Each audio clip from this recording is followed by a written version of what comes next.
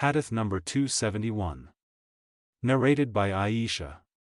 It is as if I am just looking at the glitter of scent in the parting of the Prophet's head hair while he was a muhrim. Hadith number 272. Narrated by Hisham bin Urwa.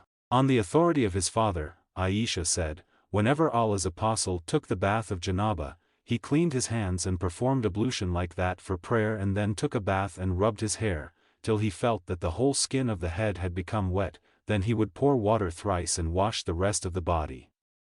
Aisha further said, I and Allah's apostle used to take a bath from a single water container, from which we took water simultaneously. Hadith number 273. Narrated by Maymuna.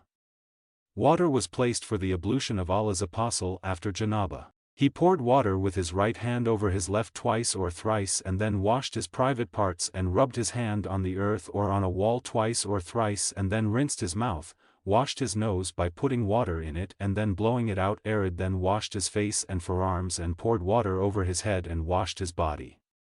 Then he shifted from that place and washed his feet.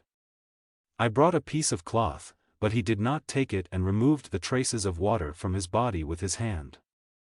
Hadith number 274. Narrated by Abu Huraira. Once the call, iqama, for the prayer was announced and the rows were straightened. Allah's apostle came out, and when he stood up at his musalla, he remembered that he was junub. Then he ordered us to stay at our places and went to take a bath and then returned with water dropping from his head. He said, Allahu Akbar, and we all offered the prayer with him. Hadith number 275. Narrated by Maymuna. I placed water for the bath of the Prophet and screened him with a garment. He poured water over his hands and washed them. After that he poured water with his right hand over his left and washed his private parts, rubbed his hands with earth and washed them, rinsed his mouth, washed his nose by putting water in it and then blowing it out and then washed his face and forearms. He poured water over his head and body. He then shifted from that place and washed his feet. I gave him a piece of cloth but he did not take it and came out removing the water, from his body, with both his hands.